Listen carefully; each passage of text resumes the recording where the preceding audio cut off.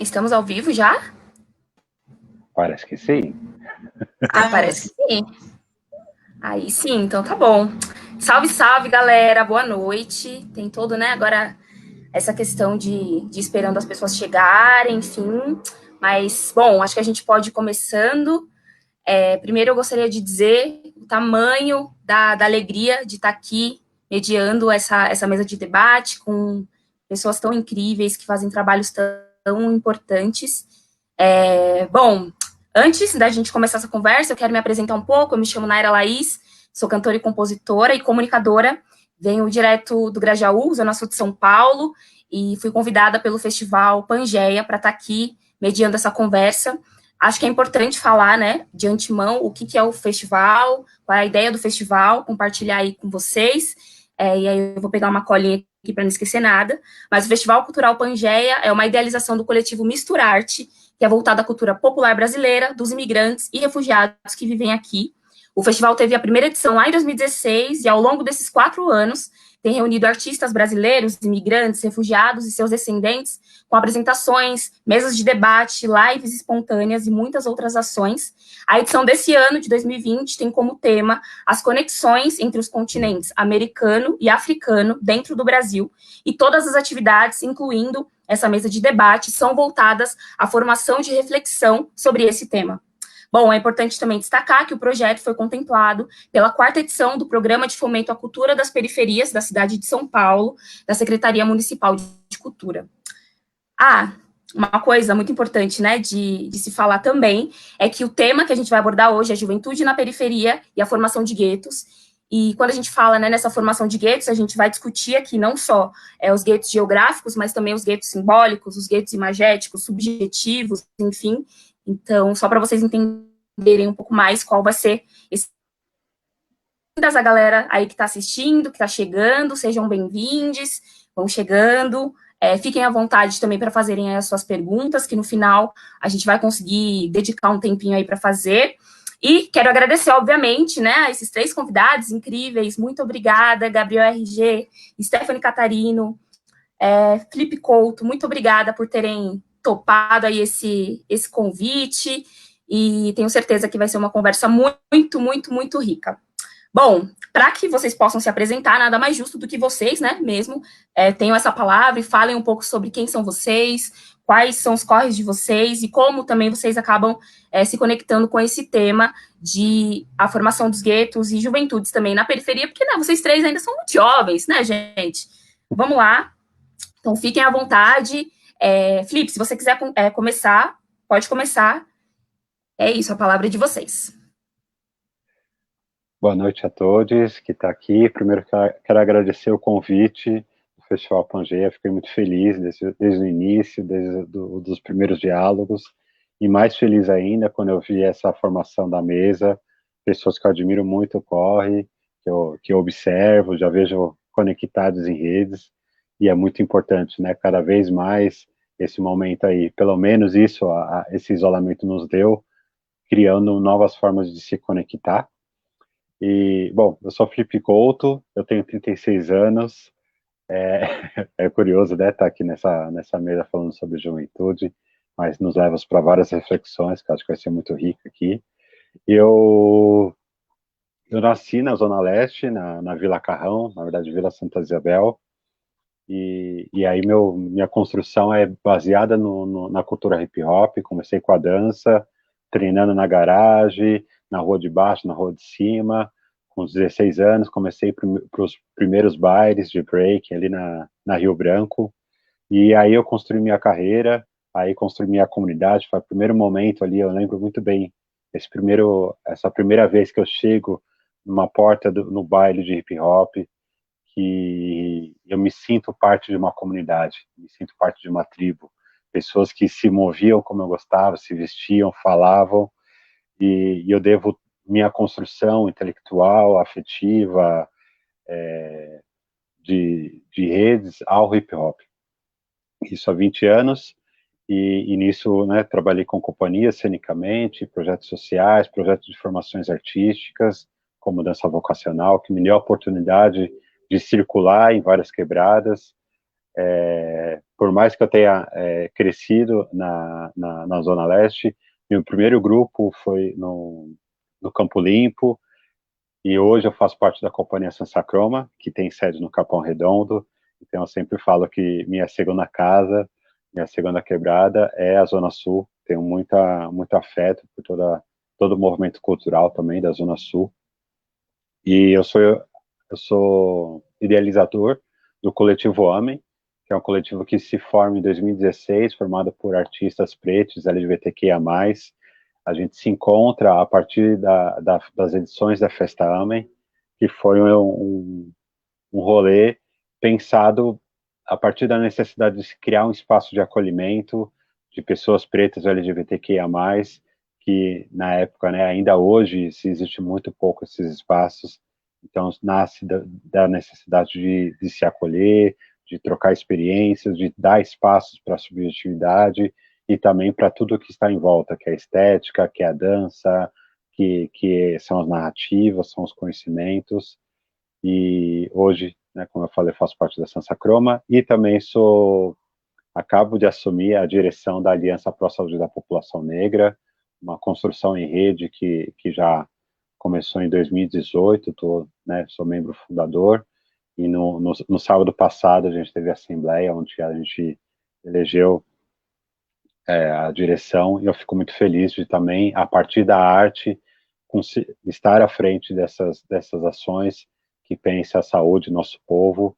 Um detalhe importante também que eu trago como narrativa muito forte, eu vivo com HIV desde 2009, e eu trago isso também na minha discussão, tanto artística, quanto política, quanto afetiva, e nas construções de redes também.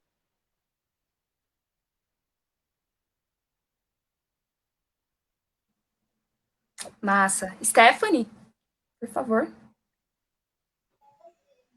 Oi, gente, tudo bem?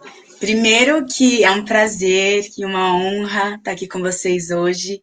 Queria aproveitar para agradecer o festival pelo convite, agradecer vocês aí por esse espaço aqui de fala e de aparência também, né? Vistos.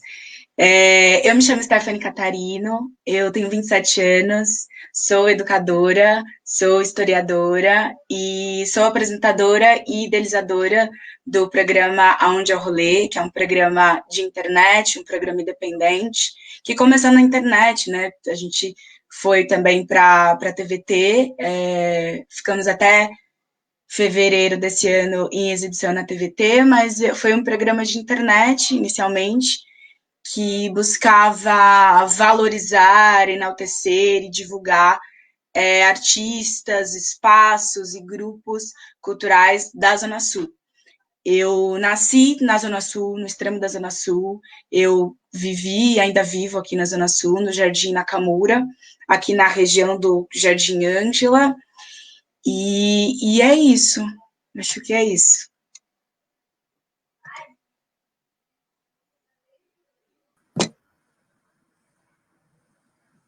Então, acho que agora sou eu, né? Primeiramente, queria agradecer também ao Festival Pangeia pela oportunidade, pelo convite. Agradecer a todos vocês pelo corre que vocês fazem, pela luta de vocês. Eu sou Gabriel RG, eu sou jornalista, sou mestre em literatura, eu me formei em jornalismo em 2007, comecei a trabalhar na área, depois eu fui correspondente na França por 5 anos, então eu vivi em Paris, foi lá que eu fiz o meu mestrado também. Eu tenho a experiência diferente da de vocês, porque eu nasci e cresci no meio da classe média, e o que essa vivência me possibilitou, tendo um pai que era endêmico da classe média e tendo uma mãe que veio da extrema pobreza, que passou fome, acho que a grande lição que eu tirei disso, e acho que é por isso que eu posso falar de gueto aqui, é que se você não tem o pedigree, não adianta você crescer na classe média, você tem que ter o sobrenome, você tem que ter a ancestralidade da classe média, você tem que ter as raízes fincadas ali. Se você tem as raízes fincadas em outro lugar, você sempre vai pertencer a outro lugar. Então, assim, a minha experiência entre esses dois mundos foi sempre uma experiência de não pertencimento. Filho de um pai branco, com uma mãe preta, uma mãe pobre com um pai de classe média. Então, a minha experiência na classe média, por exemplo, envolveu muita violência policial, muita violência institucional, por ser sempre o único negro de todos os ambientes, né? Então, eu acho que, assim, aquela frase de que você sai do gueto, mas o gueto nunca sai de você, vale para as gerações futuras também, né? Você sempre vai carregar essa marca, e é uma marca que, assim, eles nunca vão te deixar esquecer, né? Você nunca vai acessar os mesmos espaços, você nunca vai ser visto da mesma maneira, e a pele é só um componente extra, né? Porque eles têm, tipo, o bisavô de fulano era amigo do bisavô de ciclano, e o bisavô de fulano era dono do meu bisavô, né? Então, é um outro tipo de relação muito, muito diferente.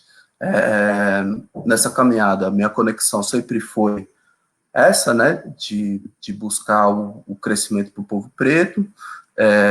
Eu tive durante muito tempo um site que chamava Afluências, comentava questões negras, questões periféricas, cultura e política sempre dessa perspectiva. O site durou de 2008 até 2019.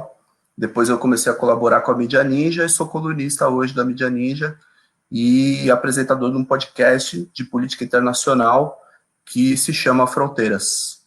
Eu acho que essa é mais ou menos a minha caminhada. Massa. Bom, vocês podem ver aí, né, pelas apresentações, que a nossa conversa hoje vai ser incrível, muito profunda, com muitas camadas. Quero aproveitar mais uma vez para dar as boas-vindas para vocês que estão chegando, que estão aí assistindo essa conversa, esse debate. Sejam bem-vindos, fiquem à vontade, façam aí seus comentários, suas interações, é importante também para a gente. Bom, então vamos começar efetivamente com as perguntas. A primeira pergunta que eu gostaria de fazer para vocês, né, já que a gente está falando aqui sobre formação de guetos, para vocês, de que guetos a gente está falando? Então, vocês falaram um pouco dessas trajetórias de vocês, né? Mas a que guetos vocês pertencem e quais são as informações básicas, eu acho, que vocês podem trazer a respeito desses contextos, das formações desses guetos que vocês veem, que vocês compõem, enfim. Fiquem à vontade, vocês podem responder na ordem que vocês preferirem aí entre vocês.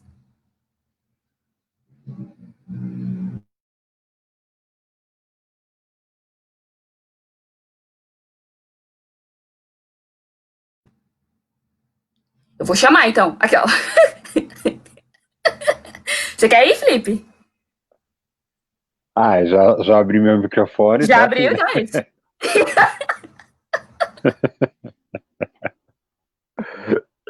Muito bom.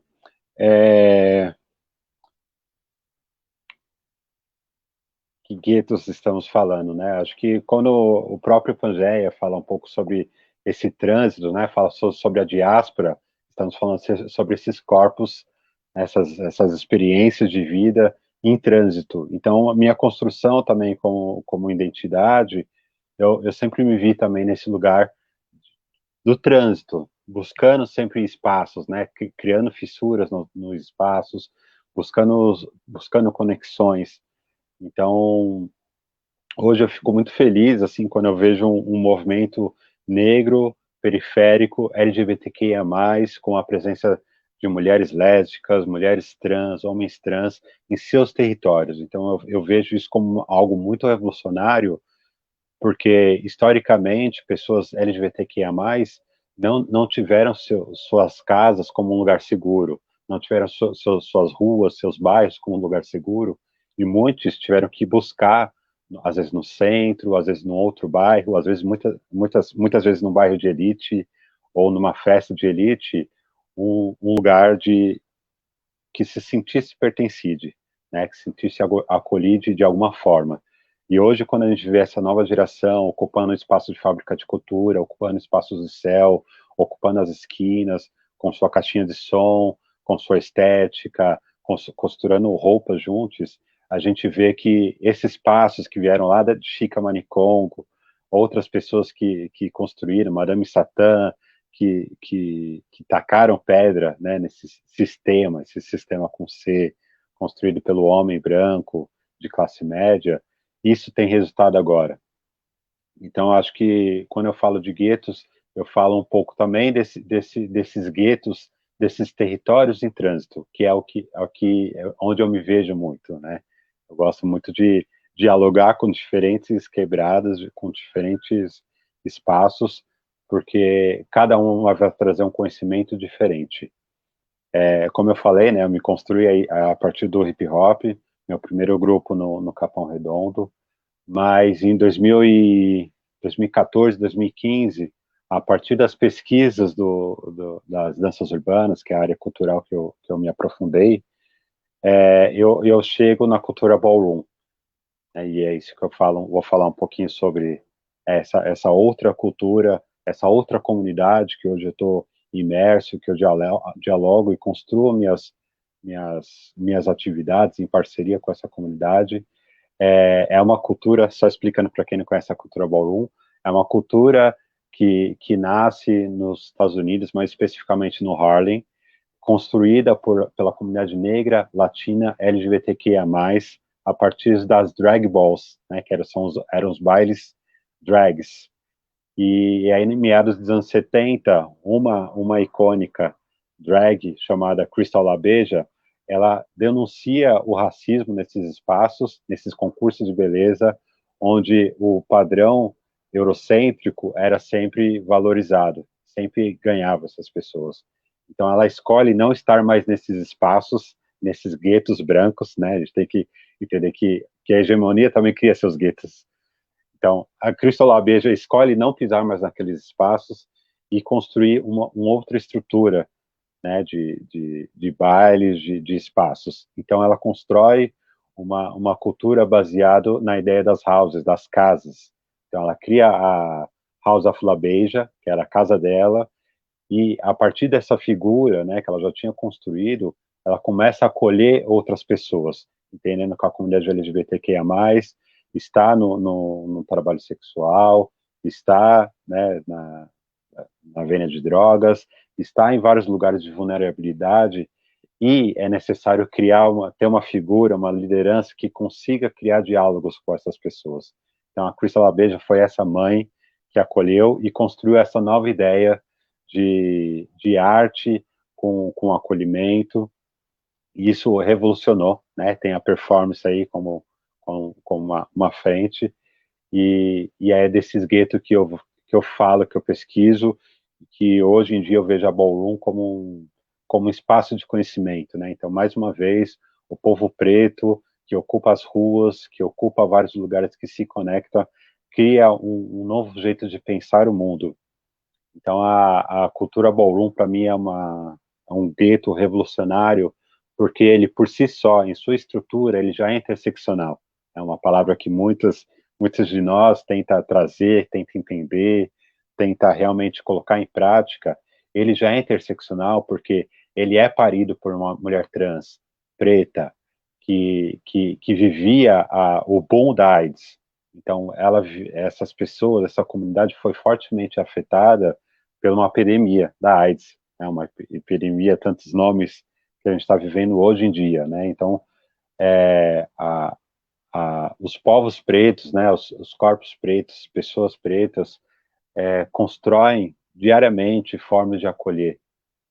Então, eu trago, assim, também, tento trazer para o nosso povo, aqui, né, no nosso contexto, América do Sul, Brasil, eu moro em São Paulo, falar que essa cultura criada nos anos 70 por uma mulher preta é diaspórica, está falando também sobre nós, também nos atravessa e nos pertence. Então, acho que esse processo também de fazer uma tradução de conhecimento, uma tradução de cultura, é fortalecedor. Falar para as nossas que essa performance, que esse espaço, esse conhecimento é para elas. E nesse espaço, né, nesses guetos, formado por famílias, organizado por lideranças que estão pensando uma forma afetiva de conversar com essas pessoas, a gente ressignifica todas as discussões.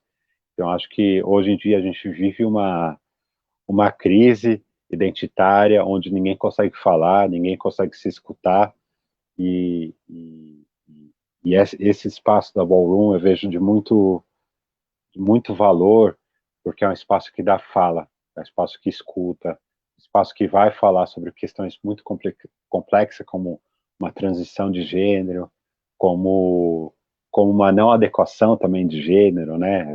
Essa binariedade que é colocada para a gente.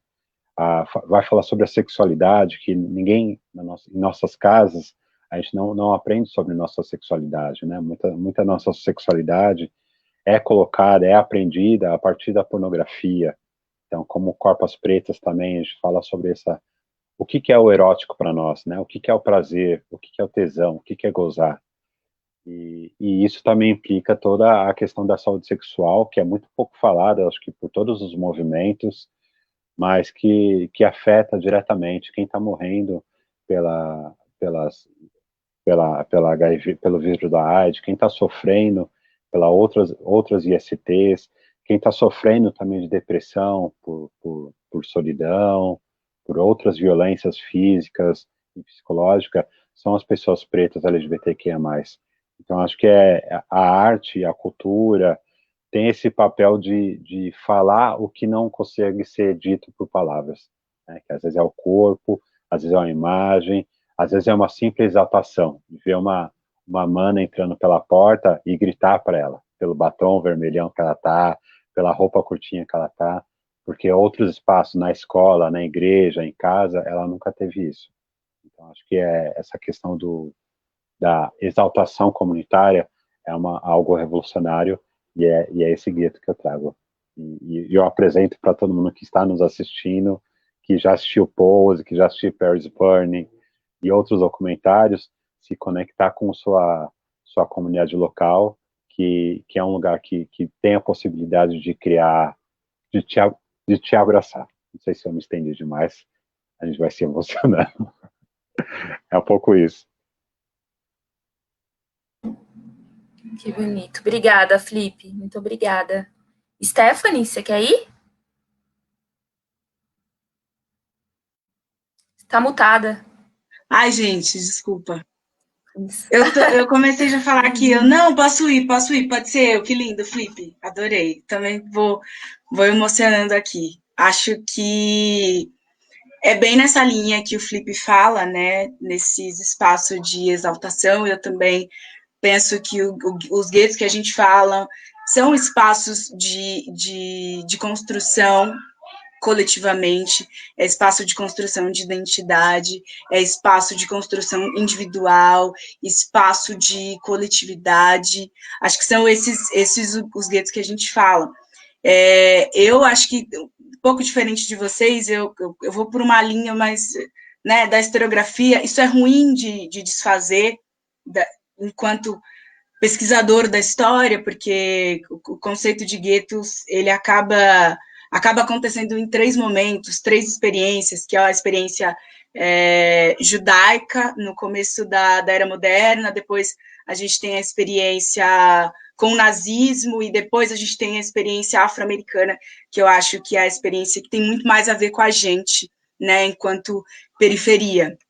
Eu acho também interessante, porque uma coisa que aconteceu com um gueto afro-americano, que foi no Harlem, na década de 30, que é quando o Harlem passa a ideia de periferia e de comunidade e acaba sendo visto como a capital dos negros nos Estados Unidos, de tão forte que é esse movimento de coletividade. Eu acho que isso é uma coisa que está muito próximo da gente, porque os guetos que a gente vive, que a gente convive, são esses guetos de coletividade, são esses espaços.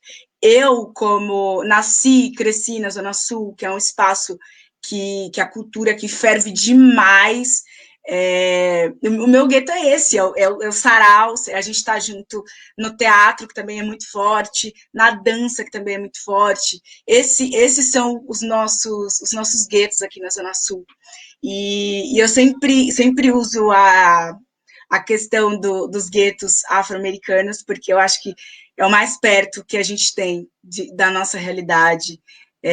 Aqui na Zona Sul mesmo, como é tão forte esses movimentos, sempre quando acontece alguma coisa, o único lugar que a gente consegue se escorar, que a gente consegue se apoiar, é na cultura, é sempre na arte, é sempre as pessoas que estão próximas ali com a gente. E acho que é isso. Não lembro qual que era a pergunta. Desculpa.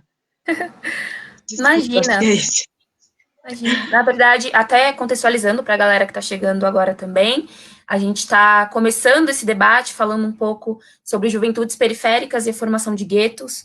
E aí, quando a gente fala, né, dessa questão dos guetos, estamos falando não só desses guetos geográficos, mas também desses guetos simbólicos, imagéticos e subjetivos. Então, a gente começou com essa primeira pergunta aí para os nossos convidados sobre o que é esse gueto para eles, de que gueto eles partem, enfim. Então, a gente está trazendo um pouco desse contexto e pedindo também para que cada uma conte qual é o contexto também desses guetos, de onde cada um vem, né? Porque é isso, as coisas não vêm do nada, né? Tudo tem aí essa história, esse pano de fundo, enfim. Então, a gente também está pedindo para eles trazerem esse contexto. Bom, Gabriel?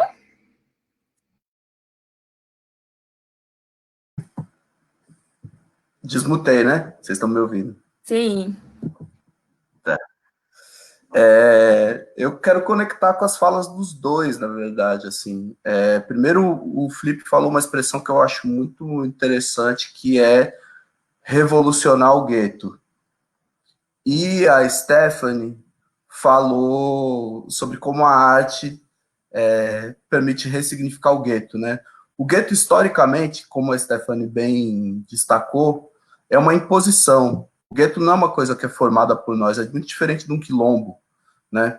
O gueto é uma coisa que ela vem de cima para baixo e ela a guetificação é um expediente de desumanização. O que o gueto busca fazer é acabar com a sua humanidade, com a sua capacidade de identificação com o outro, com a sua capacidade de empatia interna e com a sua capacidade de autorrespeito. E eu acho que é por isso que a arte entra nesse lugar tão importante. A arte e as identidades, como falou o Felipe, né? Porque são as coisas que recuperam para a gente, que é guetificado, a possibilidade de se enxergar como um ser humano. E a partir do momento que você se enxerga como um ser humano, você enxerga o seu próximo como um ser humano também, né? A outra pessoa também vira um ser humano e aí se constrói comunidade. Eu acho que o grande desafio, que é uma coisa que, assim, que a Zona Sul deu uma aula, que o Harlem deu uma aula, na verdade, assim, o Capão Redondo é o Harlem dos anos 90, né, assim. Então, foi essa aula de transformação de um espaço de morte, né? A gente tem que lembrar que o Capão Redondo, quando começou essa explosão cultural no Capão Redondo, era o bairro mais violento do planeta Terra, né? Então, essa transformação de morte em vida. E vida se constrói a partir de comunidade, vida se constrói a partir de aquilombamento, né? Principalmente para a gente que já traz essa cultura coletivista, né? A gente não tem um dinheiro próprio, o dinheiro é de todo mundo, o dinheiro não é acúmulo, o dinheiro é construção coletiva, tudo que entra é de todos, tem que ter uma construção, porque senão é inviável a vida. Então, o que eu acho que é mais importante assim do gueto é justamente a transformação dessa imposição de uma opressão desumanizante numa potência revolucionária, né? Então, por exemplo, isso me vem muito à cabeça quando penso nisso, o Partido dos Panteras Negras em Oakland, em 1966, que o partido usou um buraco legislativo, na verdade, né, que é o fato de que os Estados Unidos permitem constitucionalmente a formação de milícia, e formaram uma milícia para fiscalizar o poder policial dentro do gueto.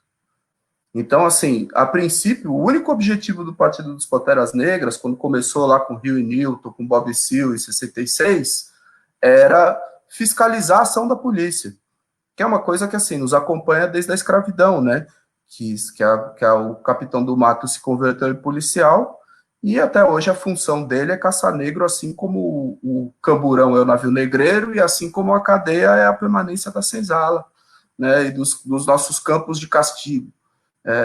Então, assim, quando você pensa na transformação do gueto, você tem a transformação do gueto pela arte, você tem a transformação do gueto pela politização, e você tem a transformação do gueto, acima de tudo, pela coragem de enfrentar a guetificação, né? Então, assim, na verdade, você transformar o gueto em quilombo é o caminho, eu acho. Assim, você não se conformar com... Quer dizer, não é se conformar, porque também conformar é uma palavra moral, não é uma questão moral, mas é você conseguir recuperar a sua humanidade dentro do seio da exclusão. Assim, e aí quando a gente fala de gueto, como a Stephanie trouxe bem, né, sobre a questão dos nazistas e tal, não sei o quê, tem um texto que eu acho genial, assim, que é do James Baldwin, em que ele fala sobre as raízes africanas dos campos de concentração, quando ele vai estudar o Congo belga. E como ali você tem um laboratório de gueto.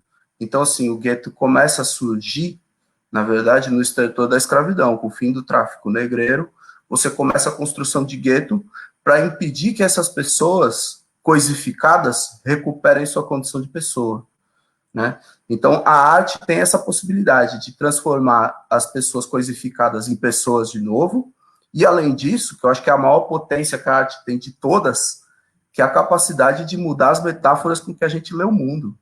Porque a gente age em cima de metáforas, né?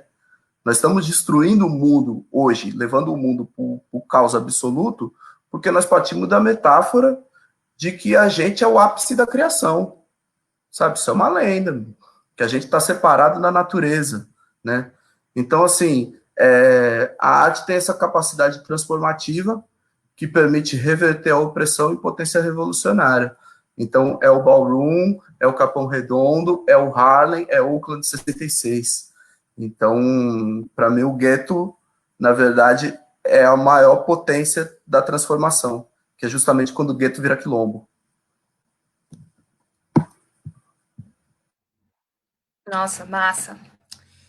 Gente, vocês estão vendo, né? O papo aqui já tá bom. Agora falando sobre algumas perguntas um pouco mais específicas, né? Acho que cada um de vocês traz tanto narrativas quanto vivências e pesquisas, enfim, sobre questões muito sobre narrativas específicas, partindo, né, do mesmo tema, quando a gente está falando dessa formação desses guetos e tudo mais. E quando a gente está falando, né, de todas essas histórias sobre o que é o gueto, né, historicamente, enfim, outros sentidos também, a gente está falando, obviamente, de construções de narrativas, assim. Então, eu gostaria de começar, de continuar, na verdade, essa conversa, falando um pouco com vocês e perguntando um pouco para vocês, agora um pouco mais direcionalmente para cada um, sobre como esses guetos são vistos no Brasil e no mundo, né? Então, acho que o Gabriel também tem essa visão um pouco mais até internacional de como essa visão a respeito dos guetos acontece. E aí, para começar, eu queria perguntar para a Stephanie, né, que também tem toda essa vivência, né, e esse contexto enquanto historiadora. Stephanie, historicamente, quais foram as narrativas criadas, né, sobre esses guetos, dos quais você faz parte, que você trouxe um pouco aqui, e quais são os exemplos que você pode trazer sobre outras camadas que ainda precisam ser comunicadas a respeito desses guetos? Então, o que já está sendo disseminado e falado, quais são as narrativas que já existem e o que para você ainda precisa ser dito sobre esses guetos que você permeia.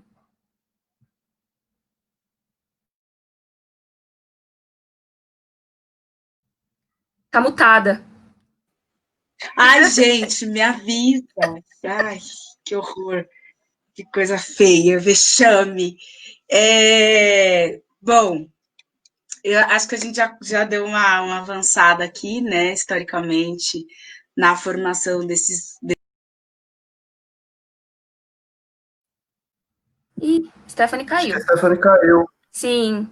Poxa, Bom, professor Stephanie. eu já estava aqui pegando o caderninho, a Nossa, já caneta, estava gente, calma. dentro. Ô, gente. É isso. Mas não tem problema. Então, enquanto a Stephanie não volta, eu Ela vou já direcionar volta. então a pergunta pro. Já voltou? Como é que eu tô com a outra? Tá, então enquanto a Stephanie não volta, não tem problema, assim que ela voltar a gente retoma com ela. Quero saber de você, Felipe, então, ainda pensando sobre essas narrativas, né, sobre os guetos que você acaba permeando, enfim. Na sua opinião, quais são as ressignificações mais urgentes a serem feitas agora sobre o olhar para o gueto que você faz parte e como você sente, né, que elas mudam dependendo de contextos como território, por exemplo, já que você também caminha, né, e está aí em muitos estados também, já caminhou por muitos lugares para além de São Paulo. Como você sente que essas ressignificações, como você já trouxe, né, elas precisam acontecer, e quais são essas ressignificações?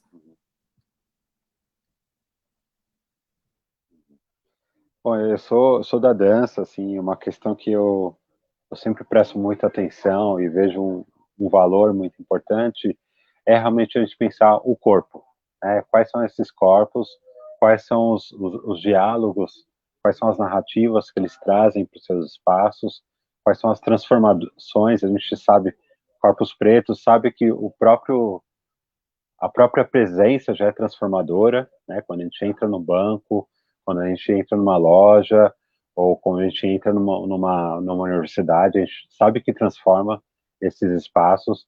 Então, a partir daí, a gente vê a potência nos nossos corpos. E aí pensar toda essa questão do corpo político.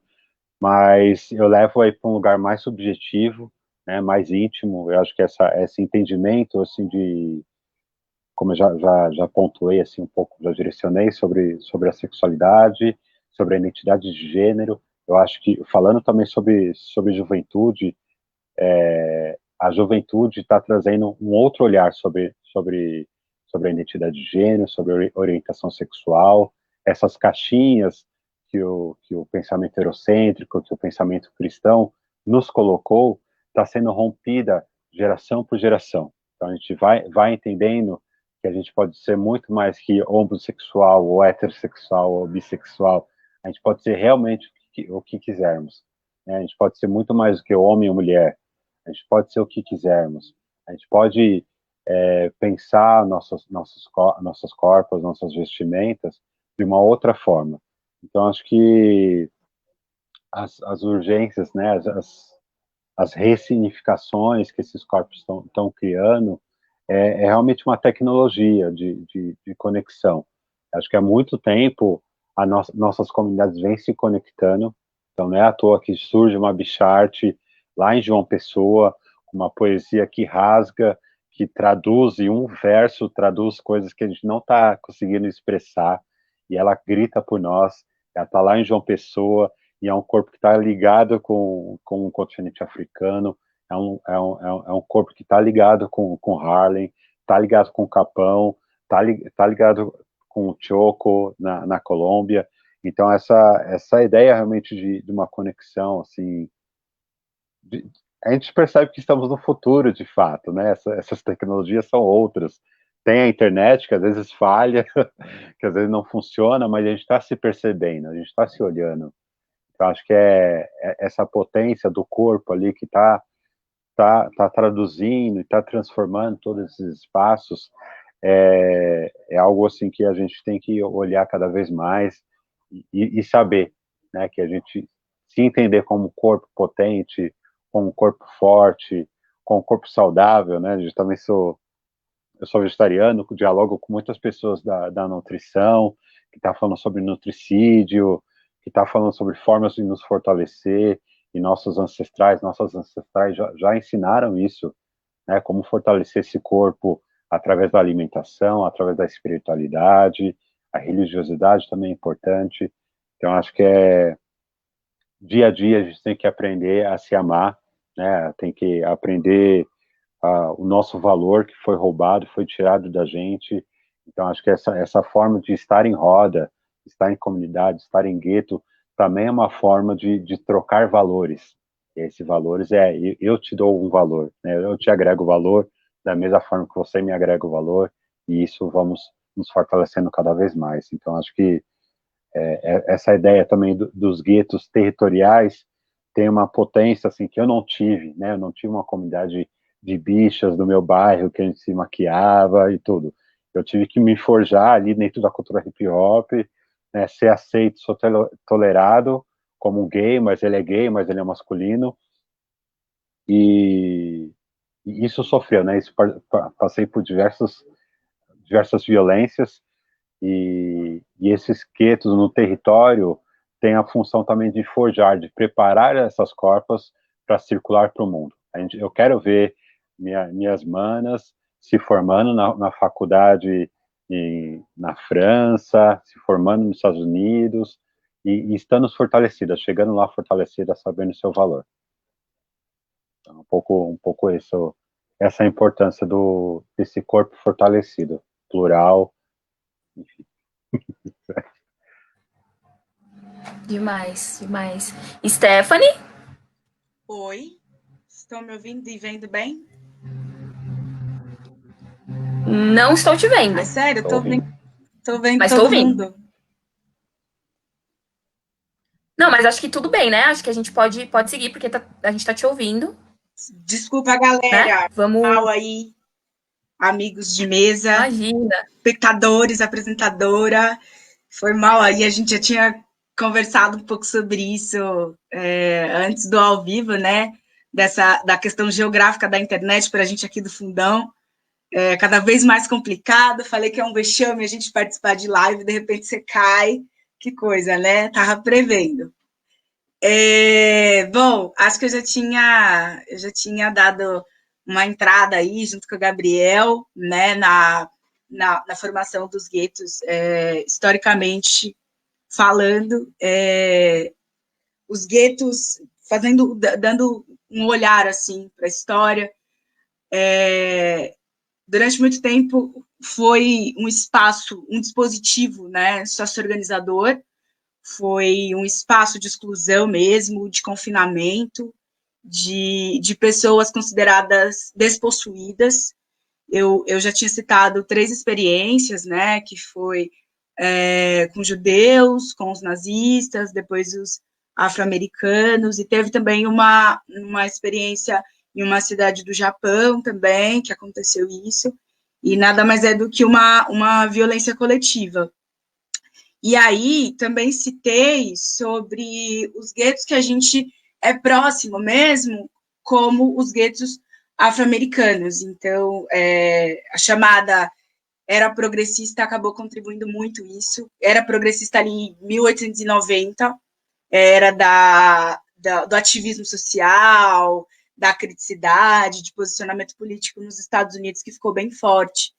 E acabou gerando uma pressão, né? Os movimentos sociais, dos direitos civis, acabou fazendo uma pressão não para que não existisse mais os guetos, os considerados guetos negros, mas que esses espaços pudessem ser melhorados em questões de habitação e tudo mais.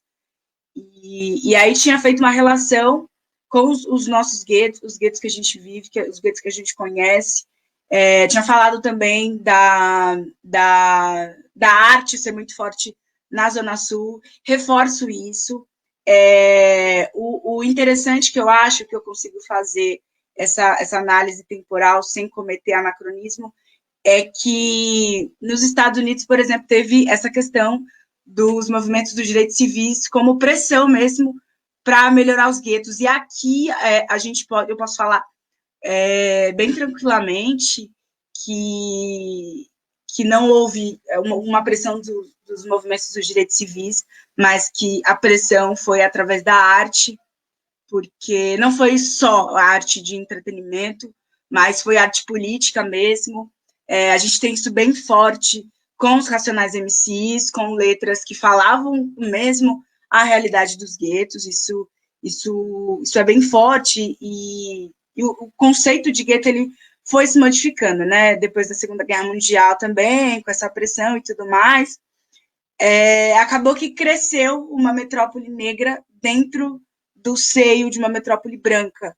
E aí os negros se desenvolvem e driblam esse isolamento que os brancos causaram. E é o que eu vejo agora também que a gente faz na periferia.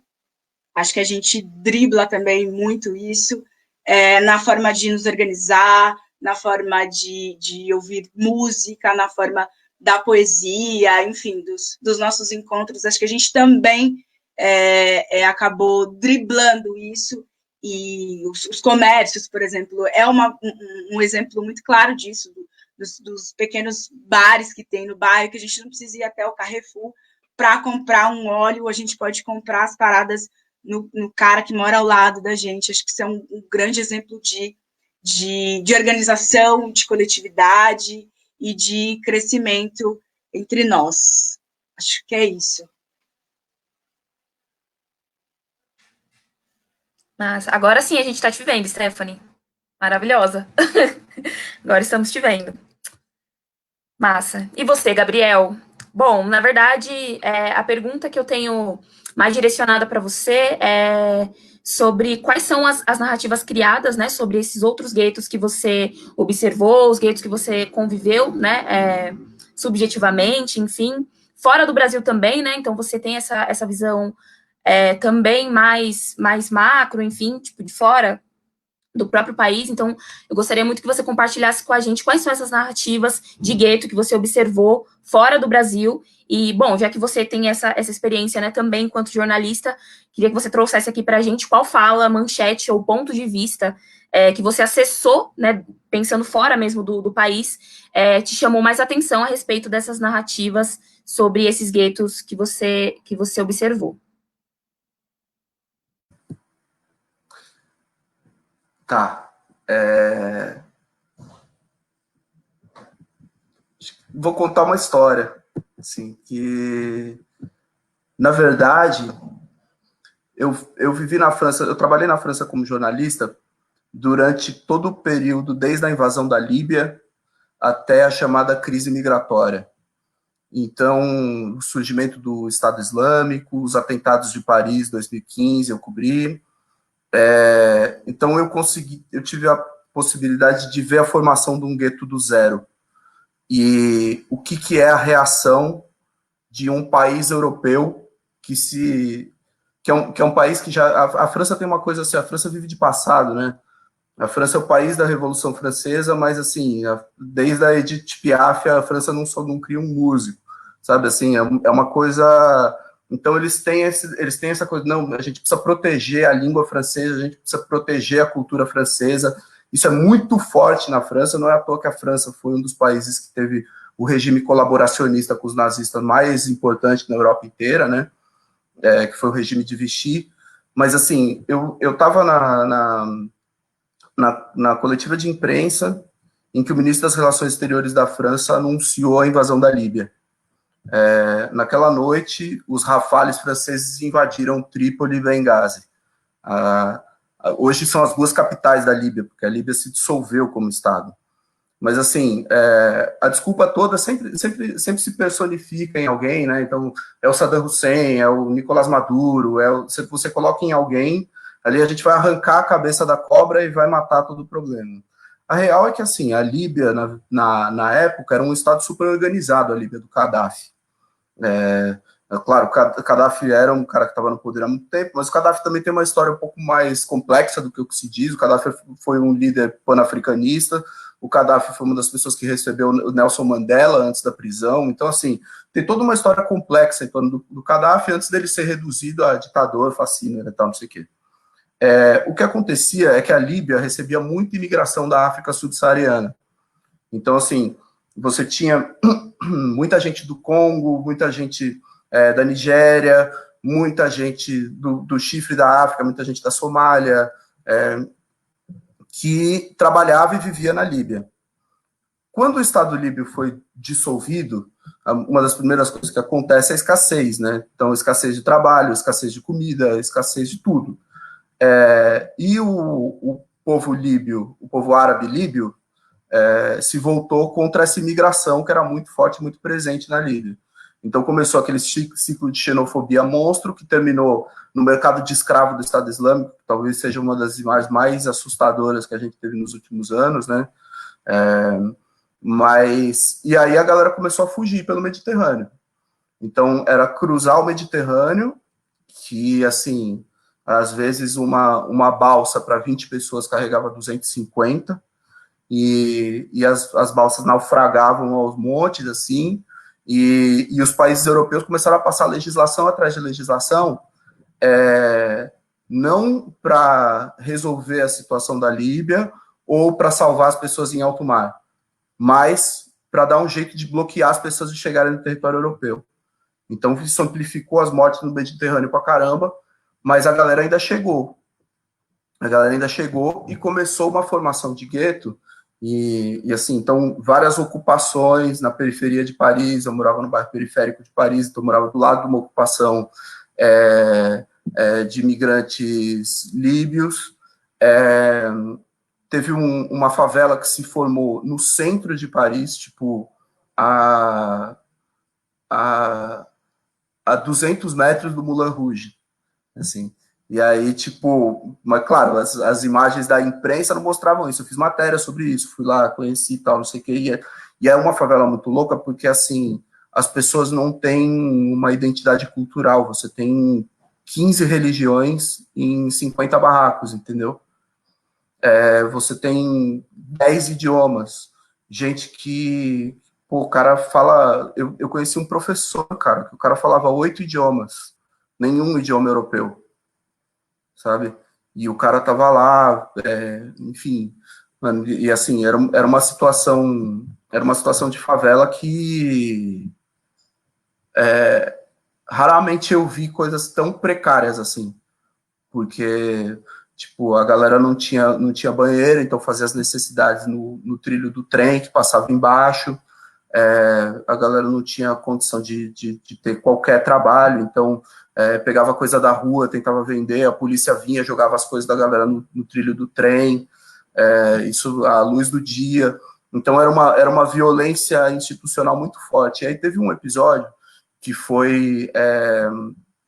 o CRS, que é a polícia, a tropa de choque da polícia francesa, foi desocupar uma ocupação em Mérize-Lilas, que é na periferia norte de Paris. E aí, tipo, a Mérize-Lilas é um lugar que é historicamente governado pelo Partido Comunista, então você tem uma força de esquerda, você tinha aliados brancos ali, diferente da maior parte dos bairros de Paris, né? E a galera organizou, assim, tipo, os brancos organizaram para fazer um cordão de isolamento no dia da invasão. Então, todo mundo trocou mensagem por WhatsApp, foi todo mundo lá para frente e tal, não sei o quê. E aí, teve um cara, um imigrante senegalês, que, assim, começou a coisa a ficar tensa, o choque tentando invadir, os brancos fazendo cordão de isolamento, os pretos atrás, a galera xingando em árabe, os polícias respondendo em francês, tensão no ar. Teve um polícia que sacou a arma. E aí teve um cara, um malinês, que saiu do meio da galera e pôs a arma do cara na testa dele. E falou assim: atira porque eu morri no Mediterrâneo. E aí você fala, mano, tipo, vocês não têm a menor ideia. E aí você vê os discursos da galera, os discursos políticos, falando, não, isso aí é imigração econômica. Eles estão vindo aqui para viver o sonho de morar na Europa, num país de primeiro mundo, e tal, não sei o quê. Mas você não tem a menor ideia, do que é largar uma vida organizada que foi destruída por um país europeu para tentar... Ninguém é trouxa. Os caras sabem que eles não vão ser aceitos quando chega lá, né? Então eu tive a oportunidade de ver esse nascimento de gueto e a intensificação de um ódio descentralizado, que começou a virar um ódio contra tudo que representasse o francês, essa Europa opressora, principalmente essa Europa que se vê neutra, sabe, assim? Então, por exemplo, os ataques do Estado Islâmico não aconteceram contra o Palácio do Eliseu, não aconteceram contra o Banco Central, os ataques aconteceram contra a juventude burguesa boêmia que ficava na margem do Sena, entendeu? Então, assim, é contra vocês que acreditam na neutralidade, que acreditam que vocês são o bem, que vocês... não, eu tô comendo alimento orgânico e eu tô ajudando sei lá, um camponês no Senegal. Tá nada. Você tá ajudando o despejo de bomba de Rafale em Benghazi e Trípoli, entendeu? E essa tensão descentralizada acabou dando naquela explosão, que no fim das contas, o que aconteceu foi que a França nunca entendeu. A França nunca entendeu, e o resto do mundo que reproduziu o discurso que estava na grande mídia francesa também nunca entendeu como a guetificação levou ao Estado Islâmico. Não foi o radicalismo islâmico. A maioria dos caras nem era radical islâmico, a maioria dos caras era de a terceira geração já de imigrante, sabe, que compôs o Estado Islâmico. Foi a intensificação da guetificação, ou seja, a periferia do capitalismo foi o que causou aquela reação, foi o que causou o Estado Islâmico. Não foi o Alcorão, né? Então, assim, o discurso preconceituoso sobre o gueto também é uma coisa que é muito perniciosa, é uma coisa que penetra muito na vida da gente, que se você ouvir só o discurso oficial, e é muito difícil escapar do discurso oficial, porque a nossa cobertura aqui de política internacional é muito fraca, e tem muito pouca gente que mete o pé no barro lá. Se depois tiver tempo, eu conto da experiência que eu tive trabalhando para o Fantástico. É uma coisa que vai, com certeza vai fechar as portas da Rede Globo para mim para sempre, mas eu acho que é importante contar para vocês como é que foi a construção do Fantástico especial sobre os atentados de 15 de novembro. Mas se a gente tiver tempo mais para frente, eu passo a visão, tá? Caraca, nossa. Nossa, você é louco. Bom, gente, para quem está chegando por aí, mais uma vez, sejam bem-vindos. Hoje nós estamos aqui falando sobre juventudes na periferia e a formação de guetos. Muito, muito, muito feliz em contar aqui com esses 3 convidados incríveis, Felipe Couto, Stephanie Catarino e Gabriel RG, contando um pouco das suas percepções a partir desse tema. E agora a gente vai caminhar, né, para um lugar. A gente estava falando dessas construções de narrativas a respeito dos guetos, e aí agora eu queria muito entrar nessa parte de quais são os caminhos possíveis para que a gente consiga trazer, minimamente, que seja, mudanças nas narrativas a respeito desses guetos. Então, eu queria perguntar para o Felipe. Felipe, você fala bastante, né, especialmente quando você fala sobre seus projetos, seus objetivos, a respeito desse espaço de cura e de acolhimento, né, que é algo que dialoga muito também com o que eu faço no meu trabalho, enfim. E aí eu queria te perguntar quais são as estratégias que você tem utilizado na construção de espaços de acolhimento nos guetos que você já faz parte. Então, nessa construção, o que você acha que é essencial, que a gente precisa levar em conta para a construção desses espaços mais acolhedores e que pensem também essa cura dessas pessoas que vivem nesses guetos. Uma coisa interessante, né, importante de falar, é que o link dessa pergunta eu acabei escolhendo essa pergunta porque algumas vezes eu já vi a Linda Quebrada fazendo uma provocação muito importante sobre o quanto o amor ainda, né, a gente ainda tem um olhar muito incompleto sobre o que é o amor, sobre o que é o afeto. Então, eu fiquei curiosa para saber de você como é que se constrói esses espaços, né, com afeto, com cura, pensando que muitas vezes a gente tem outros referenciais que não esses referenciais hegemônicos.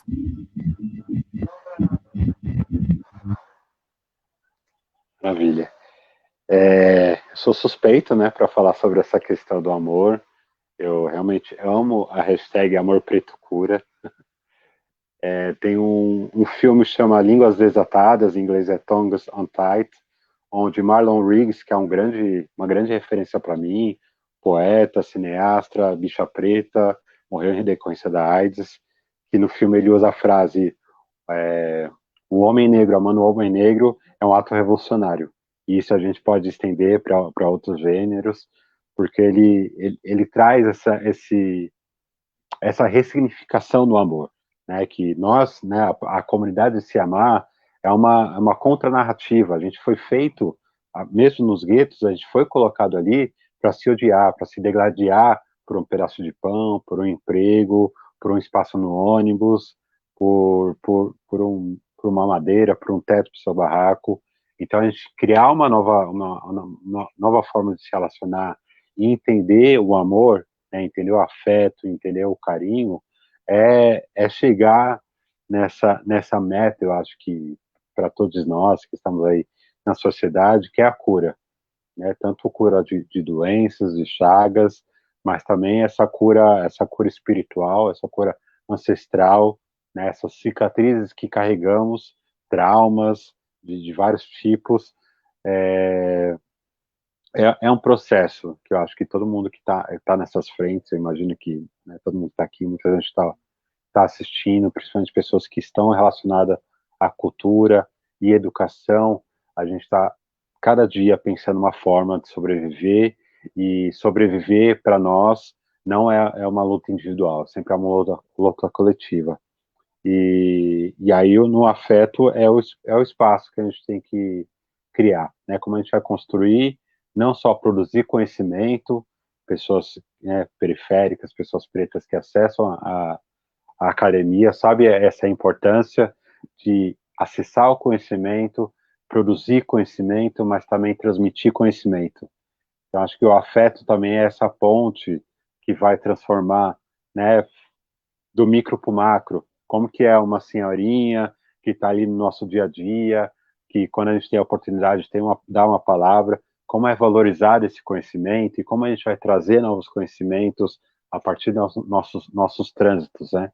Pensando que, vez ou outra, como RG, né, conseguiu viajar, eu consegui, através da arte também, viajar para os Estados Unidos, conheci o Harlem, vivi ali algumas semanas, conheci pessoas dali, fui em museu, né, eu fui para a França, eu tive essa oportunidade de entender que o mundo é nosso, que a gente pode circular, e cada parte, cada metro desse chão foi construído com o nosso suor, e a nossa história está em cada lugar, né? Quando encontrar outros povos, a gente tem muito a trocar.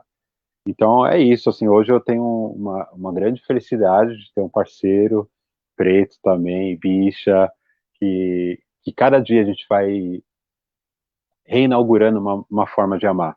Então o Gil é 12 anos mais velho que eu já sou tido como maricona pela comunidade que eu dialogo, assim, eu acho muito legal às vezes tomar umas conversas profundas sobre várias coisas, e aí a outra pessoa fala alguma coisa que me chama a atenção, ela perguntou a idade, e ela fala 22 anos. Eu falei, babada, né? E como é importante a gente construir essas encruzilhadas também de conhecimento intergeracional. Eu estou dentro da Aliança para a Saúde da População Negra, que lá tem pessoas do movimento negro de várias gerações, pessoas dos anos 60, que toda hora me chama de jovem, e se emociona, né? Fala que está entregando. Eu recebi uma mensagem do Adão, do Movimento Negro Unificado, e ele fala que os ancestrais entregam a linha na minha mão para eu continuar tecendo esse tapete. Então, essas validações, esses diálogos através do afeto, através da poesia, né? A Gal Martins, que é minha diretora, do Capão também. Capão aqui, muitos biscoitos para o Capão, né? Gal Martins fala muito sobre a indignação, mas a indignação não de um lugar que trava, que bloqueia, que embrutece, mas que traz ação, né? A partir de você olhar, se indignar com algo, isso te traz movimento, né? Um desejo de transformar essas coisas. Então, acho que eu nasci no hip hop, eu tenho o hip hop ali como minha grande referência, eu escutei muito, e eu acho que estamos gerando, né? Do Capão também saiu a Jopi do Bairro, que é uma grandona, gordona, muito afetiva, que está conseguindo falar sobre amor. A Lin está conseguindo falar sobre amor. A gente tem Érica Malonguinho como nossa deputada estadual, também falando de amor. Ela constrói um quilombo, onde eu e o Gil a gente se encontrou, e acho que construiu vários casais, que está falando sobre amor. Então, acho que é tirar o amor, tirar o afeto desse lugar romantizado, colocar num lugar político, mas não embrutecido, né? Então, acho que a gente vai criando novos lugares de posicionar esses diálogos, essas construções, essas lutas, mas sempre em busca de nos alimentar, de nos cuidar e nos curar.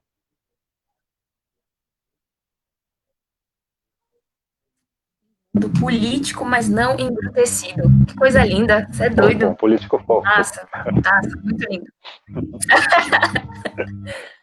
Muito bom, muito bom. Stephanie, bom, aí falando também com você sobre esses caminhos, né, para mudanças das narrativas, eu estava lendo uma entrevista né, que você concedeu há algum tempo, e aí você fala algo que eu achei muito interessante, que é que se a ideia do Aonde é o Rolê, né, que é o programa que você idealizou e apresenta, se a ideia do Aonde é o Rolê não fosse sua, com certeza você não estaria apresentando o programa.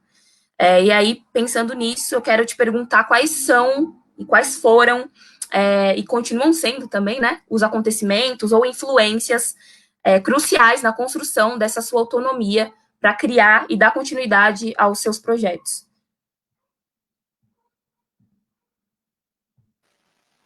Ai, gente, primeiro eu queria falar que... Nossa, Felipe, muito obrigada, viu, festival? Que coisa linda, que coisa...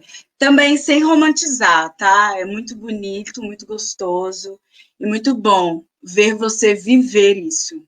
É muito, muito bom. Me sinto muito feliz e honrada, viu? Obrigada, gente. Que momento. Vamos lá. Já esqueci a pergunta, aquelas.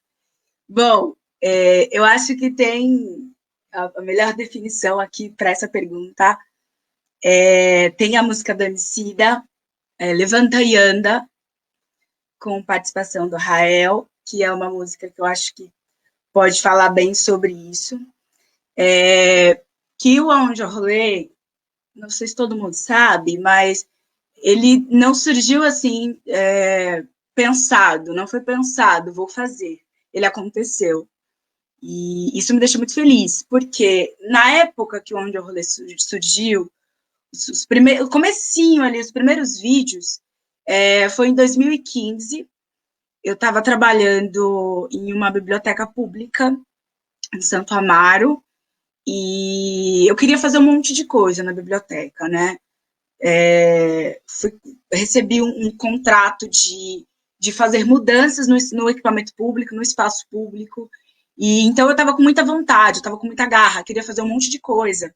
E aí comecei a convidar as pessoas que eu conhecia, pessoas que eu admirava, para ir lá fazer o trabalho, e com aquela angústia de não ter uma grana para dar para a pessoa, que essa era a maior preocupação, né? Não tenho nem a condução para trincar com o artista, como é que eu vou chamar a menina para vir cantar aqui no negócio, né?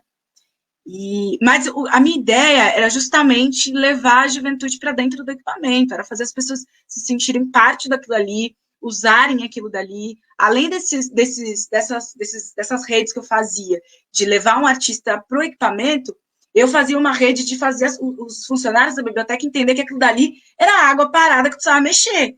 Eu sempre falei isso para eles, e a galera aos poucos foi entendendo o que eu estava falando, foi entendendo minha visão e tudo mais. E aí, eu lembro que eu chamei a Camila Brasil para cantar lá no evento. E a Camila Brasil foi. E eu fiquei super triste, porque foram 5 pessoas assistir o show da menina. E aí eu fiquei com aquela angústia, né? Falei, como é que eu faço isso e tal? Aí eu falei, vou fazer um vídeo e vou chamar a galera. Eu espero que depois de eu contar toda essa história aqui, eu consiga voltar e responder a pergunta, né? Vocês me ajudam. Aí, eu fiz o vídeo e o vídeo deu 2.000 visualizações. Foi um vídeo, assim, do celular. Imagina, 2015, que celular que era? Nem eu sei, Samsung, sei lá. Fiz o vídeo e deu 2.000 visualizações, assim, tipo, em 2 horas. E eu falei, né, acho que deu certo esse negócio aqui, acho que eu vou continuar. E aí eu continuei, e o Onde Eu Rolê virou o que virou hoje em dia, como uma galera conhece, enfim. Bom, eu vou conseguir voltar. Eu estava falando que a música Levanta e Anda do Emicida, ela fala muito sobre mim, ela fala muito sobre o Aonde Eu Rolê. Por quê? Porque eu não estudei jornalismo, eu não sou atriz, embora eu faça alguns trabalhos, eu não sou atriz, não sou jornalista. Então eu decidi fazer uma coisa que não era da minha área de formação, mas eu não fiz com interesse em ganhar grana, né? Eu estudei, tenho uma profissão, vivo disso, mas eu também gosto muito de fazer esse corre do Onde Eu Rolê, porque eu acho muito importante, acho muito necessário. Eu faço de uma maneira muito apaixonada, mas também muito profissional, eu levo muito a sério esse projeto, e eu gosto muito. Então, essa música fala, um trechinho dela que fala, você é o único representante do teu sonho na face da terra. Se isso não fizer você correr, chapa, eu não sei o que vai. Então, está muito relacionado a um sonho. Que sonho que é esse? É o sonho de ser apresentadora? Não é. É o sonho de ser jornalista? Não é. É o sonho de ver a galera da periferia que canta, que dança, que apresenta, que faz teatro, em lugares que elas realmente sejam valorizadas. Não que não sejam na periferia, mas elas merecem, a arte delas merecem ter público. Elas merecem ser reconhecidas pelo trabalho que elas fazem, pelo talento, pelo esforço, por tudo mais. Então, essa música diz muito sobre isso. Acho que é a minha maior motivação, não, sem querer ser, né? Não é me achando, mas acho que a minha maior motivação sou eu mesma, de querer fazer o trampo acontecer, de dar o meu melhor, porque toda entrevista que eu faço, eu me sinto muito feliz pós-entrevista, porque eu sei que eu dei o meu melhor. Pode não ter ficado lindo, mas, pô, a satisfação que eu saio dali, que eu consegui perguntar, que eu consegui abraçar, que a pessoa se sentiu querida por eu ter convidado ela para participar do meu programa, que ela se sentiu, pô, Stephanie me convidou para o programa dela. Essa sensação que eu saio, eu acho que é a maior motivação. E, claro, ver outros trampos acontecerem, ver pessoas que vêm de onde eu vim, alcançando lugares muito legais, isso me inspira.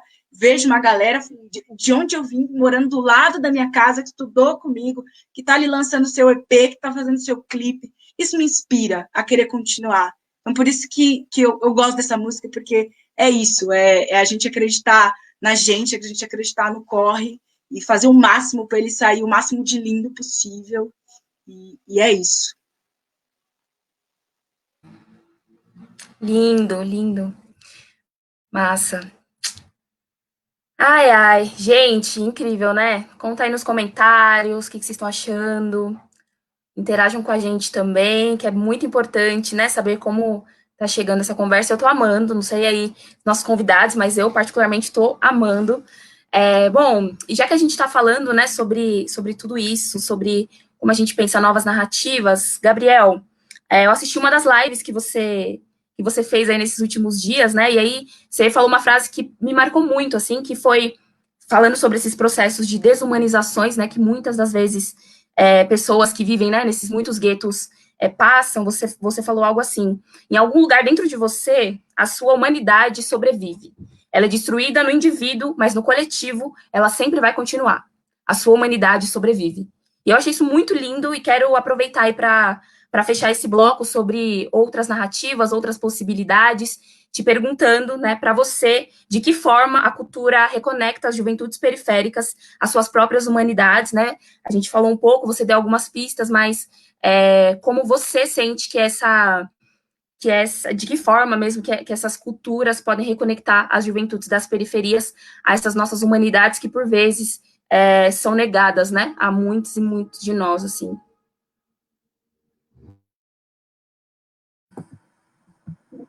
Nossa, que legal que você pescou isso aí. Eu lembro até da live, qual que foi. Foi uma live com o Manu, que bateu a inspiração monstra, porque tava eu e o Manu ali trocando ideia, até esqueceu que tava numa live. Era live sobre literatura, foi da hora. Posso, só antes de responder, queria só fazer um comentário para a Stephanie, na verdade. Porque você falou, né, da formação de jornalista.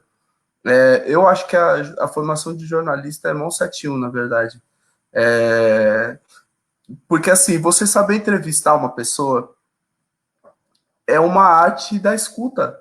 E só escuta quem tem humildade para ouvir. Entendeu? Se você não é uma pessoa que não consegue respeitar alguém que é muito humilde, da mesma maneira que não consegue se impor diante de alguém que é muito poderoso, você não é um bom jornalista, entendeu? Isso não tem como ensinar. Isso não tem como ensinar numa faculdade, sabe? O maior trabalho é você ter a humildade de ouvir as pessoas e saber trocar ideia. Então, assim, você passar 4 anos estudando jornalismo, desculpa, não vai dar. Não vai dar. Você não vai virar jornalista. Então, para mim, por exemplo, você é uma jornalista gigante, entendeu? Não é questão de informação que vai fazer o jornalista.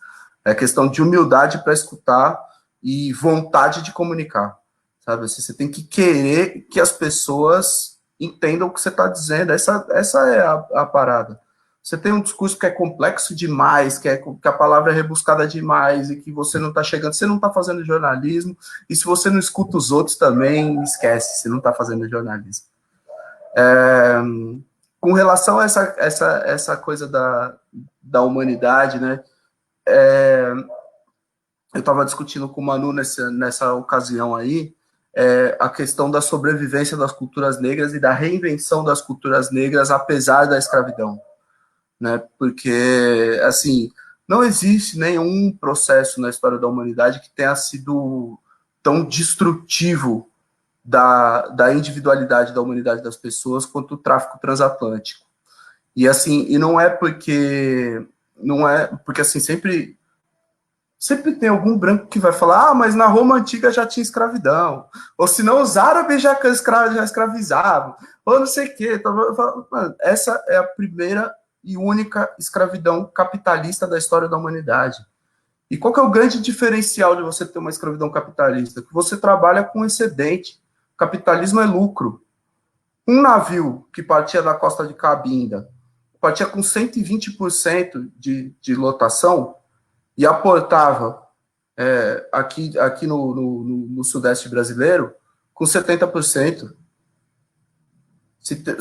Tem a dimensão do que é isso, porque você está trabalhando com excedente. Você está trabalhando com sobra, da mesma maneira que uma lavoura. Não tem nada mais desumanizador do que isso, porque assim, a vida ela é contada como desperdiçável. Aquilo ali é o nascimento da necropolítica real oficial, né? Então, como a gente conhece hoje. Só que, assim, apesar disso, culturas ancestrais atravessaram o oceano, se reinventaram desse lado e se constituiu em duas chaves, uma impositiva e outra, que nem é igual a história do gueto, né? O gueto, ele é por um lado imposto e por outro lado ele é ressignificado e reconstruído como uma potência. A ideia de negro também. Porque se você fala de povo negro em África, é uma coisa um pouco anacrônica. Eu já tive essa discussão com um amigo meu senegalês, em que ele falou assim, mano, vocês ficam falando desse negócio de negro, isso é coisa da diáspora de vocês. Assim, isso é coisa da diáspora de vocês. Lá a gente tem diversas identidades, outras e tal, só que vocês foram obrigados a inventar essa identidade negra, porque afinal de contas todas as outras foram vilipendiadas, foram destruídas, destroçadas, né? Só que apesar desse destroçamento, apesar dessa violência, apesar do estupro, apesar do espancamento, apesar de tudo, a gente criou uma potência negra que marca todas as culturas do planeta Terra. Sabe assim? Tipo, hoje não existe música popular no planeta Terra que não seja música negra. Não existe. Não existe. Porque não existe nenhuma produção de estúdio que não seja inspirada pelo Lee Perry. Porque não existe nenhum sampler que não tenha nascido do rap. Entendeu? Porque não existe um jeito de tocar instrumento. Porque não existe instrumento de sopro sem trinado hoje. Que é uma invenção negra do sul dos Estados Unidos. Entendeu? Então, assim, eles não só não destruíram a nossa humanidade, como eles foram profundamente contaminados por ela, a ponto de eles já não saberem mais quem eles são, e eles têm que inventar outros expedientes para poder manter o racismo deles mesmos. Entendeu? Então, assim, quando a gente fala da defesa cultural, eu penso da defesa cultural muito mais de um ponto de vista político, de garantir a sobrevivência das pessoas que fazem cultura, do que de proteger a cultura. A cultura não tem que ser protegida, a cultura é livre. Ela tem que voar. O que você tem que proteger é as pessoas que constroem a cultura. Quer dizer, o artista não pode morrer de fome, esse é o único jeito de matar a cultura. Né? Porque todos os outros, a cultura se mostra mais forte. Então é isso, a gente é potência pra caramba, a gente é poder pra caramba. E é por isso que até minha avó falava assim, né, que se não fosse o racismo, a raça branca tinha sido extinta pela seleção natural, porque a gente é mais foda em tudo. É isso, a gente sobrevive. E a nossa humanidade sobrevive.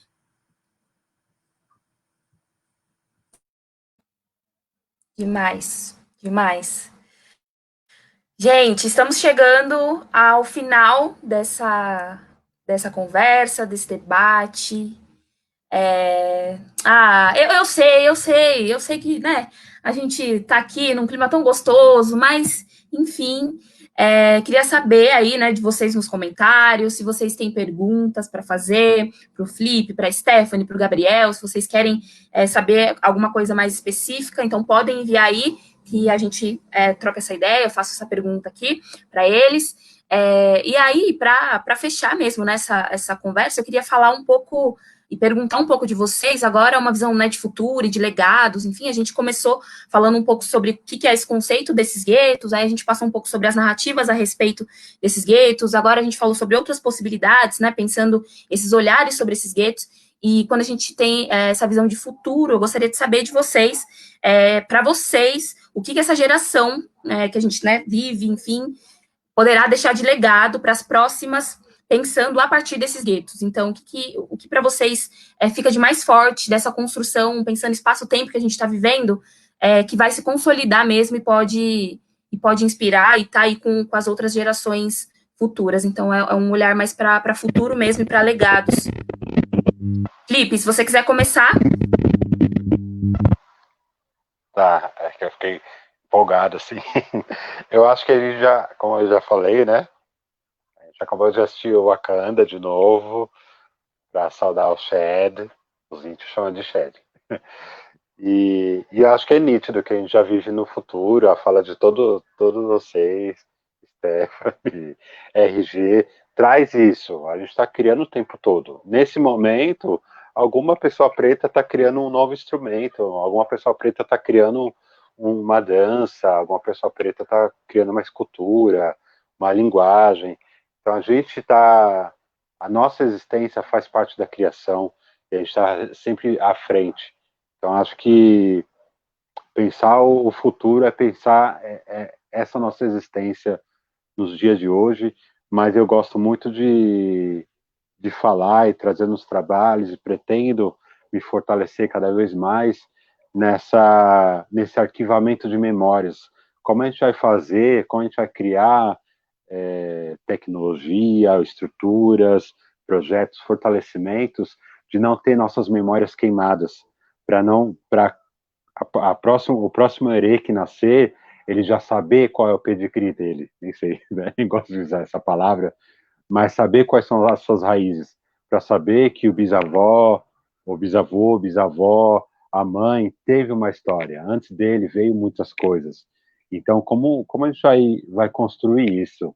Né? Todos os projetos culturais que estão aí, todas as pessoas que estão na música, nas artes, as pessoas que estão na academia entrando cada vez mais, a gente tem que invadir esses espaços de fato, invadir a comunicação, rádio, podcast, TV, acho que a TV aberta ainda é um espaço muito importante para a gente estar, é importante ter você, RG, no Fantástico, espero que você se mantenha lá, mas conta os babados para nós que a gente quer saber.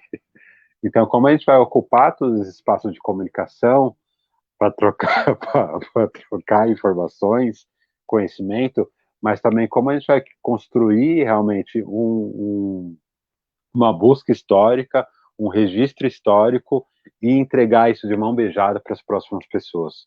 Eu gosto muito de pensar sobre o legado, até me emociona, né, quando pensa, pô, eu já tenho 20 anos, mais de 20 anos de hip hop, já estou aí na caminhada há muito tempo. Às vezes eu penso que eu não sou nada, né, tem essa síndrome do impostor, mas quando eu converso com uma pessoa mais nova, eu falo, nossa, eu tenho muita coisa para ensinar. Eu construí muita coisa, então eu tenho muita coisa para trocar. E quando eu sento numa roda, mesmo que virtual, com essas pessoas, eu vejo o quanto poder que a gente tem. Então, como a gente vai deixar isso registrado? Né? As próximas gerações não podem ser privadas dessa informação. Nesse momento teve essa live, essas pessoas falando sobre essas questões. Então, eu acho que o futuro é o que estamos vivendo agora, né? Talvez vão perceber para frente que a gente estava criando tecnologias, mas trago super a importância do registro de memória. E é isso que eu quero me fortalecer, quero estar junto cada vez mais para falar sobre esses arquivamentos. Isso, é isso. Stephanie? Eu acho que o Felipe falou tudo, eu também me preocupo também com os registros, Acho que o que fica são essas teias que a gente cria, a gente, principalmente da arte, a gente fala que a gente é independente, mas a gente não é dependente de porra nenhuma, a gente é dependente demais uns dos outros, e eu acho que é por isso que a gente avança tanto, porque a gente cria essa rede, né? A gente cria essa teia, e a gente está sempre se fortalecendo, é por isso que os guetos são tão fortalecidos e crescem cada vez mais. Eu acho que é isso, e mais do que o Felipe falou, lindamente. Legal. Gabriel, queria saber a sua percepção e já aproveitar aqui que o pessoal está aqui pedindo nos comentários para você depois já emendar com a história que você falou que ia contar. Então a gente vai finalizar com essa história, porque senão o pessoal vai ficar bravo. O Felipe me botou medo. Mas, não, eu assino embaixo tudo que o Felipe falou. Eu acho que, assim, o futuro está em construção no presente. Na verdade, o que me preocupa mais do que a construção do futuro, assim, porque a construção do futuro é exatamente o que o Felipe falou, assim, ela está acontecendo todos os momentos aqui, gente que está assistindo a live está construindo o futuro da mesma maneira que nós aqui trocando ideia estamos construindo o futuro. O que mais me preocupa são os suportes de permanência do futuro, assim, porque eu acho que a gente corre um risco deixando uma parte muito grande da nossa construção na mão de corporações racistas da internet, entendeu? Então, assim, eu acho que, na verdade, tem que haver o aquilombamento online também. A gente precisa construir outros meios que não estejam na mão de um algoritmo que depois de amanhã pode simplesmente resolver que a gente não exista, entendeu? Sendo que, assim, o Google e o Facebook elegeram o Trump, elegeram o Bolsonaro, eles mostraram a que veio. Se a gente continuar confiando em armazenar a construção do nosso futuro na mão dessas empresas, a gente corre um risco muito sério de construir o futuro e ele ser deletado, literalmente, né? Então, assim, a minha preocupação hoje está no fronte tecnológico, né? Como é que nós vamos garantir a permanência desse legado, independente dessas empresas? Com relação à história do Fantástico, foi o seguinte: o Fantástico fez uma cobertura do 13 de novembro, fez um programa especial sobre o 13 de novembro de 2015, que foram os atentados do Estado Islâmico, que foram conhecidos como os atentados do Bataclan, e que foi uma das coberturas mais mentirosas que eu vi na minha vida inteira. Primeiro que eles me pediram uma passagem logo no dia seguinte dos atentados e tal, e eu fui fazer a passagem. Paris estava obviamente sombria, né? Estava um dia frio, escuro e assim, ainda com aquele cheiro de morte no ar. Eu morava muito perto de onde aconteceram os ataques, então estava sinistro, tal, não sei o quê. E eu falei na passagem que a minha grande preocupação é que aquilo exacerbasse um caldo de islamofobia que já estava muito forte na cidade, né? A minha preocupação muito maior era com a reação dos brancos, assim. E aí, obviamente, o Fantástico me pediu para refazer a passagem. Falou, não, mantém o tom sombrio, mas tira essa coisa da islamofobia, não vai muito por aí, e você comparou com campo de concentração, esquece campo de concentração, não fala de campo de concentração, hitlerismo, tal, não sei o quê. Beleza, eu fui no dia seguinte, fui fazer a passagem, só que aí, Paris estava maior sol, o povo tava na rua, tipo, galera andando de patins atrás de mim, não dava para fazer a mesma passagem, né? Não, tá, então vamos fazer outra abordagem, mas eu quis manter a coisa da islamofobia. E na época, Paris estava a França estava em eleições regionais, e a campanha da extrema-direita era escolha a sua periferia, e tinha um cartaz que de um lado tinha uma menina de burca, que não dava para saber a etnicidade dela, mas provavelmente árabe, e do outro uma menina loira com as cores da bandeira francesa pintada no rosto. Então, acho que foi a campanha mais racista que eu presenciei, assim, e era a campanha da Marine Le Pen, e eu citei isso na passagem, eles pediram imagens dos cartazes. Aí fizemos as imagens dos cartazes lá. A Vanessa Oliveira, que inclusive comentou aqui na live, fez as imagens, não foi acreditada, mas tudo bem. E aí, quando entrou o VT, para minha surpresa, eles colocaram assim, teve um outro episódio também, um repórter da Globo me ligou para perguntar, ô Gabriel, onde que, você que conhece de periferia aí em Paris, onde que o pessoal do Estado Islâmico recruta esse pessoal para fazer atentado? Cara, assim, terrorismo não é uma agência de emprego, tá? Tipo, não tá escrito aqui, ó, recruta-se pessoas para atentado suicida. Não é assim e tal, não sei o quê. Quando foi ao ar o programa, primeiro, no off, mostrava as imagens dos cartazes e falava, no dia seguinte aos atentados, Paris acordou com esses cartazes colados, tirando o nome da Frente Nacional, então não parecia que era um cartaz eleitoral, parecia que era uma campanha puramente islamofóbica, e não uma campanha eleitoral, o que muda tudo, né? E o repórter que perguntou onde se recrutava soldados para o Estado Islâmico, ele, na hora que eu estava conversando com ele no telefone, ele me disse, pô, mas esses lugares aí é muito longe, você não tem o mais perto? Ué, chama periferia porque é longe. Se não fosse longe, chamava centro, né? E ele fez a passagem no centro. Ele fez a passagem embaixo da linha azul do metrô, numa feira de troca dos árabes, que acontece todos os domingos.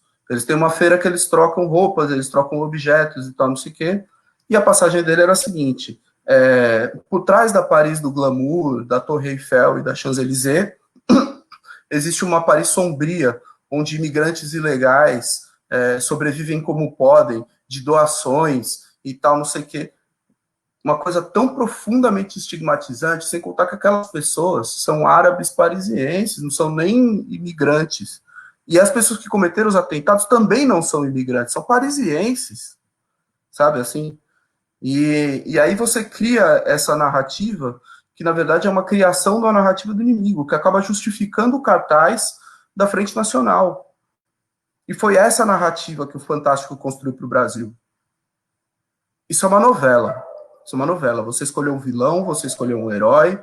O herói é o povo branco francês, o vilão é o povo árabe. Tudo é sem cara, é sem rosto, sem história, sem política, sem nada, sem sociedade. E para mim, isso é o maior atentado que você pode cometer contra o jornalismo, que é transformar a informação em desinformação. Por isso que, assim, quando a gente fala hoje das fake news do Bolsonaro, tal, não sei o quê, não tem nada mais velho do que fake news. Júlio César invadiu a Gália baseado numa fake news. A questão não é a fake news. A questão é o distúrbio informativo como arma política. E isso não é uma coisa que é usada só pela extrema-direita. Isso é usado pela direita liberal, pelo jornalismo há anos, entendeu? E assim, isso precisa ser denunciado. Isso precisa ser denunciado.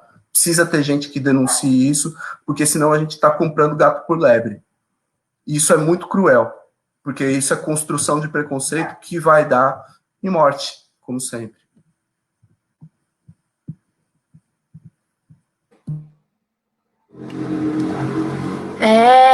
Gente, muito obrigada mais uma vez. Muito obrigada, Felipe. Muito obrigada, Stephanie. Muito obrigada, Gabriel, por toda a partilha, por compartilharem com a gente tantos pontos importantes, tantas vivências. Enfim, muito importante ter vocês aqui. E quero agradecer muito também a galera que está aí acompanhando, que assistiu a live, né, que viu um pouco do que a gente fez. Muito obrigada também. E aí eu queria saber de vocês, né, como que as pessoas conseguem achar também os trabalhos que vocês têm feito, onde a gente consegue encontrar podcasts, reportagens, trabalhos, enfim, para a gente fazer o famigerado jabazinho de final. Enfim. Fiquem à vontade. Bom, já é para falar tchau? Fala as redes, né? Quero agradecer, projeto maravilhoso. Nossa, acho que foi... Será que eu já posso falar que foi a melhor live que eu participei? Porque acho que é muito importante a gente conseguir construir esse espaço seguro, esse espaço de troca intelectual em alto nível, também no digital. Sempre a gente fica com desejo do after, né? Querer saber qual é o boteco que a gente vai sentar, com todo mundo que participou, para continuar os papos, para continuar falando sobre as coisas que não podia falar aqui. Enfim, quem quiser me encontrar nas redes sociais, principalmente Instagram, Flipum. Quem quiser seguir os fervos, eu também sou do rolê, sou rolezeira. E Stephanie, eu acho que as festas, né, os bailes blacks, nossos pais, tios, tias, já ensinaram isso, que o rolê é um lugar político também, de celebrar. Então sigam o Festa Amem, que é um projeto que eu tenho muito carinho aí, que me abriu vários caminhos, me colocou em contato com várias pessoas incríveis. Quem quiser conhecer mais sobre Ballroom, siga, tem várias páginas, eu vou citar um específico, que é Ballroom SP, tanto no YouTube quanto no Instagram, tem os vídeos das balls. Quiser conhecer mais sobre isso, entre em contato comigo.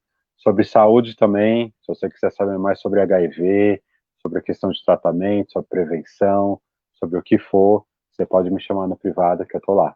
Flipum no Instagram. Um beijo, obrigado pelas trocas. Depois vocês me chamam que eu quero continuar falando.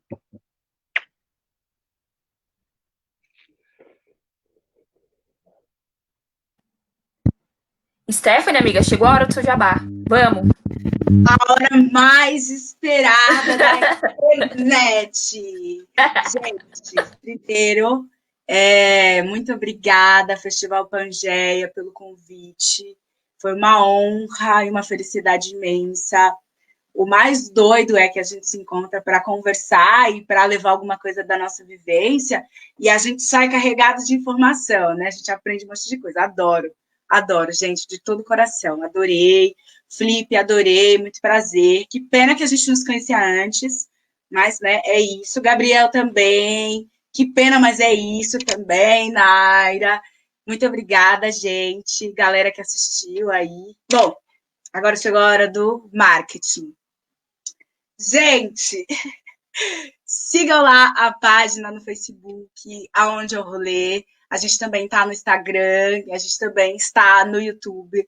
Mas o nosso ponto forte é no Facebook, né? Onde a gente solta mais informações. A gente agora está fazendo em lives também, adotamos aí. Eu sou tão rolezeira que gosto tanto de fazer rolê, tive que adotar aí, só para a gente também não ficar sem trocar ideia com as pessoas, né, que é importante. E a gente tá com um programa de live, a Salve Meu Rolê.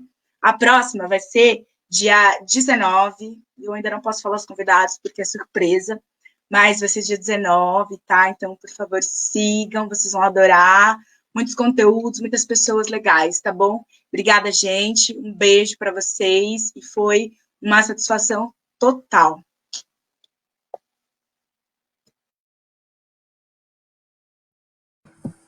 E agora sou eu, né? Eu tô... Primeiro, assim, eu tô lisonjeado de ter tido essa oportunidade de compartilhar aqui com vocês, de estar aqui com vocês. Agradecer demais o Festival Pangeia, Flip, Stephanie, Naira.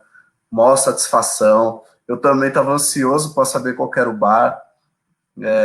Vamos ter que deixar o bar para o ano que vem. Se depender do Bolsonaro, para daqui 10 anos, mas a gente consegue antes disso.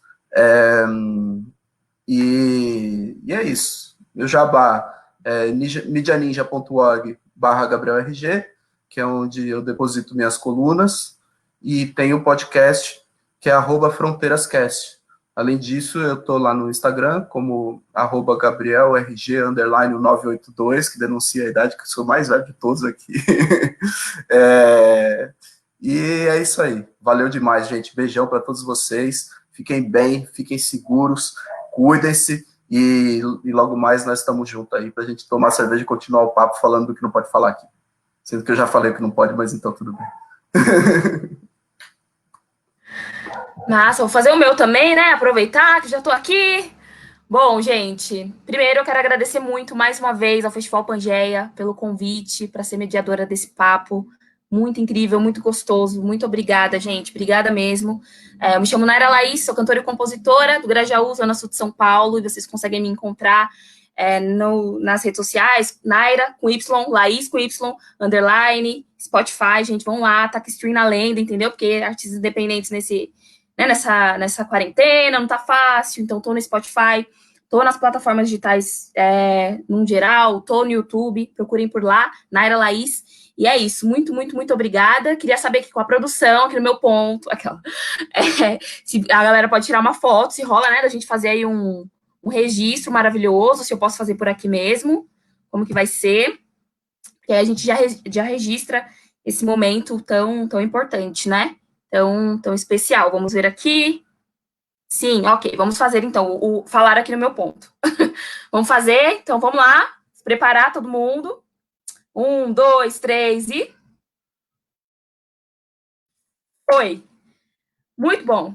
Obrigada, gente. Obrigada, Festival Pangeia. Muito obrigada a todas, todos e todas que participaram, aí comentando, interagindo. Até mais. Beijo, gente. Fiquem bem, viu? Se cuidem. Todos nós.